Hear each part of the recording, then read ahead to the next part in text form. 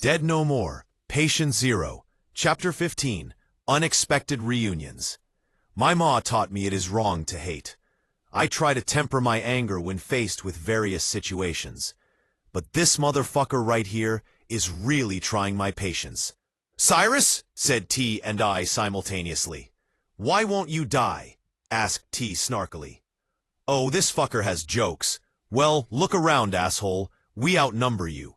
There are 6 of us and only 5 of you," said Cyrus. "Now, Cyrus, you know me. Have I ever engaged in a situation without being prepared?" I bluffed. "You remember the Raiders, don't you? Do you think I'd travel without them watching my back? One hand signal and your head explodes." He began looking around nervously.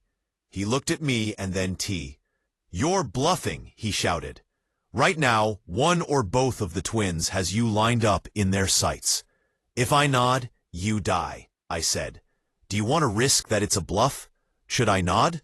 "Fuck you. You waltz into our territory and think you can bullshit a bullshitter?" he yelled. Suddenly, a shot hit right by his foot. "That, my former friend, is the only warning you will receive," I said with more confidence. Now all of his men were looking around too. "Before you go, Cyrus, we were told you were a DC. What happened?" "Fuck you, Marvin," he shouted. "I ain't telling you shit. Papa's pride has a long memory, and we will meet again." Cyrus and his men exited the gate of the community and disappeared in the wooded area. I signaled for Naomi to join us as we made our way to the bus. It was past time to get the hell out of here. On the drive back, things were really quiet. Too quiet for my liking. "What's on everyone's mind?" I asked.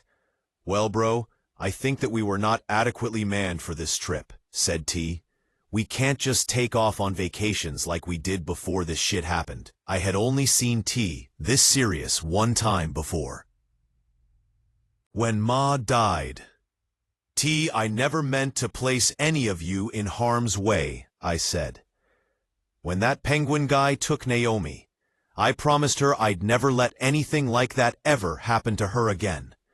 And there we were, helpless to do anything as that asshole got the drop on us," he said.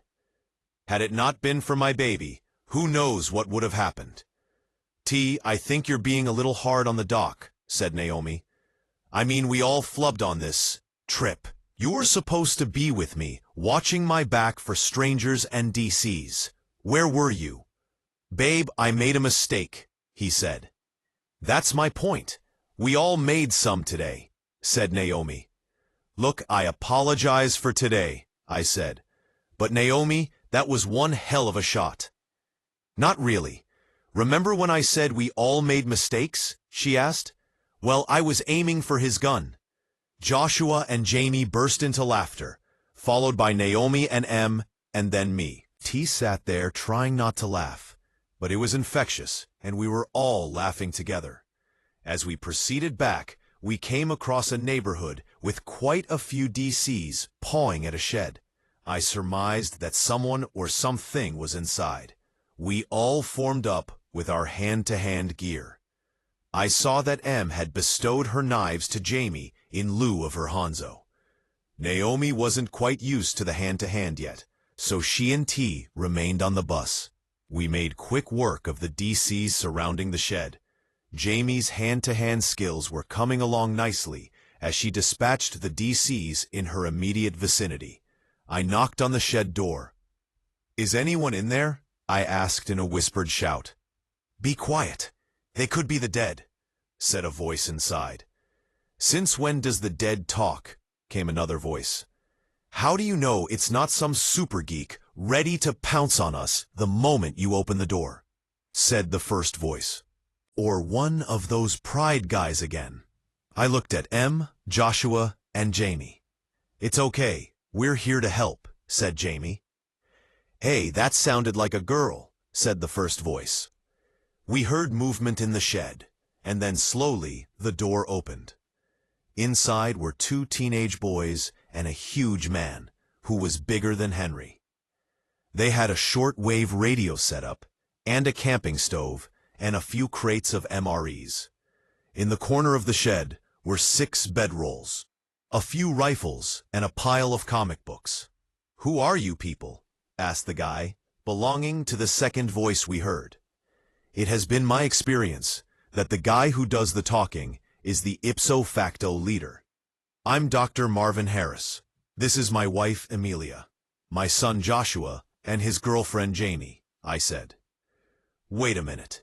You're the Dr. Marvin Harris? The one who developed the protoenzyme treatments?" he asked. "You've heard of me?" I asked.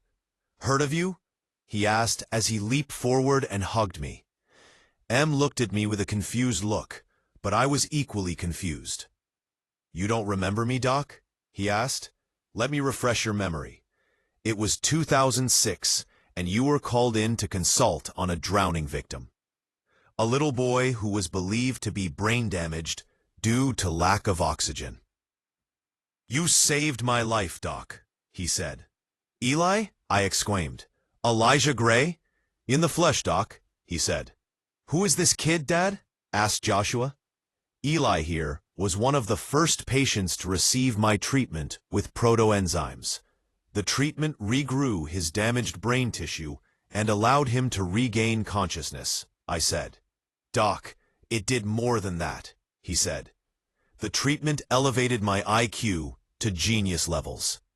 I've studied as much of your work as I could and have patterned my professional life after yours." "Professional life?" I asked. "You're talking to one of the youngest professors in the history of the University of Georgia. Go Bulldogs," he said. "But you're what, 15, 16? I asked. "I just celebrated my 17th birthday," he said. "But I received my doctorate in molecular biology when I was 13, my doctorate in neural biology when I was 14, and began teaching when I was 15. "Wow, you must really be smart," said Jamie to the dismay of Joshua. "Well, what are you doing here in this shed?" I asked. "I had a lab, but was run out by some guys calling themselves Papa's Pride or some nonsense," he said. "I've been trying to understand the effects of the bites of the dead and the transformations. I want to find a cure." I lowered my head, partly due to shame, and partly due to his loose grasp of the concepts of death and mitosis. "Look, Eli, a cure won't do anyone any good," I said. "Once the cells begin to decay and mitosis sets in, there is no way to reverse the effects. That tissue and those cells are dead, never to live again." "No, Doc," he said. "I'm talking about a cure for us. If you die, regardless of being bit or scratched, you turn into one of those things." Chatter on the boards were saying that a contaminated flu vaccination that originated in this area was the cause of the outbreak. But I have my own opinions about that theory. "Please postulate, Professor," I instructed. "Well, due to the rate of the spread and the incubation period and some of the test results I received from the CDC, there had to be a patient 0. "Wait, the CDC is still active?" I asked. "No, I thought everyone knew. The CDC was overrun," he said. The staff panicked and left the facility unsecure. "What's a patient 0? asked Jamie. "Joshua, you want to take this one?" I asked, attempting to give him an opportunity to show what he'd learned. A patient 0 is the first person to contract an ailment at the beginning of an epidemic. Sometimes, antibodies are created in that individual that could be useful in creating a cure, said Joshua. "Wow, babe, you're smart like they are," said Jamie. Joshua hugged her and mouthed, "Thank you," to me. "Sorry, girl, but no one is as smart as Dr. Harris," said Eli. "Right, Doc. I'll bet you're close to a cure by now." "Nothing could be further from the truth," I said. "It's a different world out there now. One of survival at any cost. I don't have the luxury to shut myself off in a lab. We have a community with people who depend on us. We'd like to offer you sanctuary. Do you have room for 3 more in addition to us?" asked one of the young men with Eli. And you are? I asked. I'm Joseph Johnson, but everybody calls me Jojo, he said. And you? I asked the rather large man. I'm Tank, he said. Tank? I asked. Tank, he said. Tank was one of my earlier patients, whispered Eli. He doesn't speak much, but he's smart and strong as a well tank. What was his prognosis? I asked. Slowed mental acuity, social and mental retardation, whispered Tank as he interrupted our conversation. I have issues with meeting people and dealing with social settings. I'd rather just exercise and read comic books. Wow, that is the most I've ever heard him speak in quite a while. He must like you, Doc, said Jojo. In case you all are wondering, Tank is my little brother and we're Eli's cousins. Little? Began Joshua. That guy is at least 6'2" tall and every bit of 280 pounds. Yeah, but he's only 12, said Jojo. Joshua, Jamie, and I looked at each other in a stunned and puzzled silence. I'm sure there's an interesting story there, but for now, I'll just say, welcome to our community, I said. Doc, a word please? Asked Eli, as he motioned me away from the others. I know you noticed the other bedrolls in the shed. We had others with us. Girls, which the Pride took. We're getting them back. I nodded in agreement, and we joined the others. We walked back to the bus, and introductions were made to T and Naomi. We all got back into the bus and continued on our way back towards Atlanta. Eli and I conversed on many different neurological disciplines, while Joshua attempted to keep up. Jamie, M, and Naomi were asleep, while T drove the bus. Tank and Jojo were playing I Spy. Really, what's Tank's story? I asked. Not here, Doc. When we're someplace more secluded, he said. Well, as we discussed earlier, we have to bag you, I reminded him. Give me a moment with Tank first, okay, Doc? He asked. He walked over to Tank, leaned over and whispered something in his ear. He stood up and said, To your happy place, and Tank was out like a light. Suggestive hypnosis, it did wonders during his treatment, said Eli. He doesn't do well in the dark yet, and you don't want him to get moody. Joshua and I bagged the young men, and we continued on to the bunker. But if Eli is as smart as he says he is, I'm sure he is able to pinpoint our location, even blindfolded. Once we arrived and got everyone situated, I cleared the med bay, and Eli, Joshua, and I were alone. Doc, there is something I need to tell you about Tank, he confessed. Tank has been bitten. What the fuck, Eli? I yelled. Why would you let me bring him in here if he's gonna change?